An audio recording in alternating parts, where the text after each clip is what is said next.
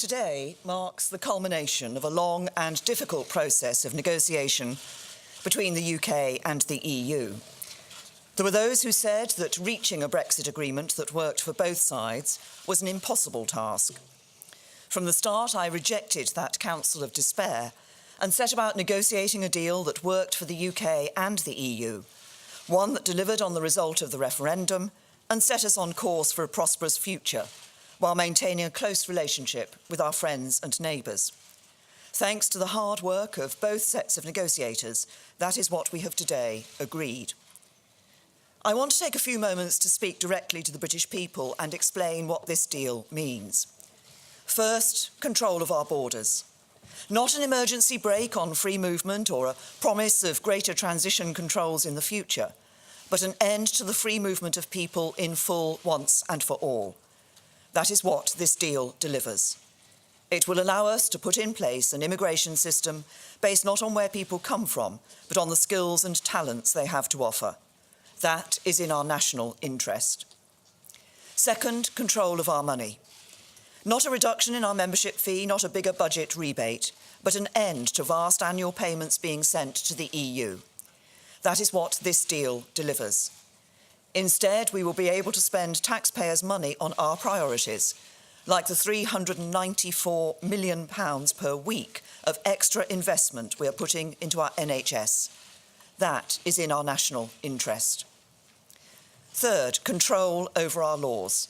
Not just the return of some areas of control from Brussels, but an end to the jurisdiction of the European Court of Justice in the UK, with our laws being made in our country by democratically elected politicians, interpreted and enforced by British courts.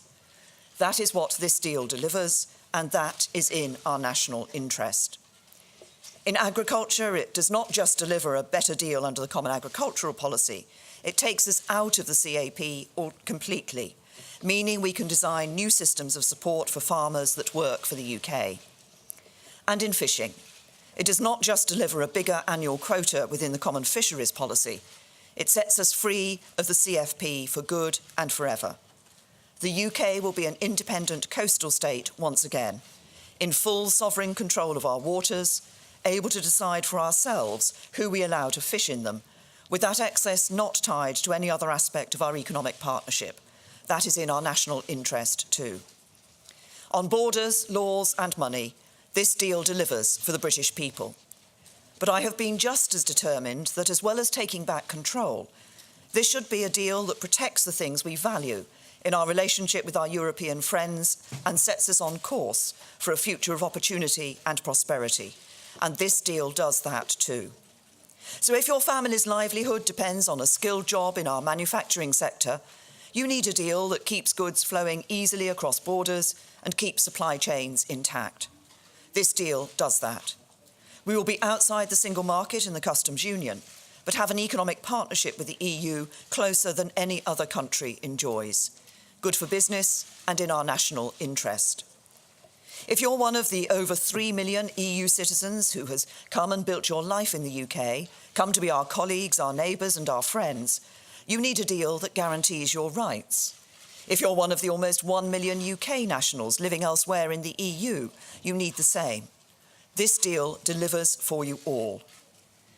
And because each one of us is made safer by the close security cooperation between the UK and the EU, we all need a deal that keeps that close partnership intact, and this deal does that too.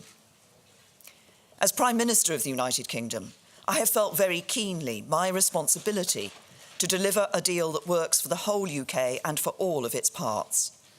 So what we have agreed protects the constitutional integrity of the United Kingdom. We rejected proposals which would have compromised that integrity and insisted on keeping all parts of our UK in a single customs territory. This deal delivers that.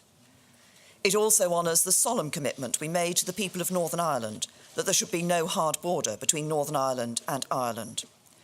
This deal will safeguard the hard-won progress of the last 20 years and allow the people of that part of our United Kingdom to carry on living their lives as they do today.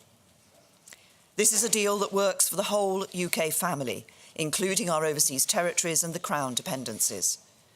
On Gibraltar, we have worked constructively with Spain throughout this process, and I want to thank Fabian Picardo for the statesmanlike role he has played. We have ensured that Gibraltar is covered by the withdrawal agreement and by the implementation period. Let no one be in any doubt. For the future partnership, the UK will be negotiating for the whole UK family, including Gibraltar. I am proud that Gibraltar is British and its constitutional status will not change. The deal we have agreed today unlocks a bright future for the UK. Outside the EU, we will be able to strike new trade deals around the world and open up new markets in the world's fastest growing economies.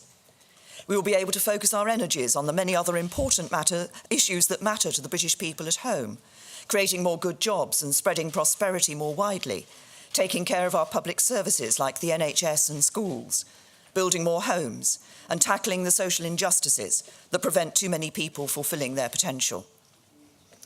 In any negotiation, you do not get everything you want. You need to identify what your vital interests are and stick to them, but be prepared to compromise in other areas in order to achieve a result. I think the British people understand that. When they look at this deal, they will see it as a good one for our country and that it is in the national interest for everyone to get behind it. It honours the referendum, protects what we value, and sets us on course for a bright future. Today marks the culmination of our exit negotiations with the EU, but it also marks the start of a crucial national debate in our country over the next few weeks.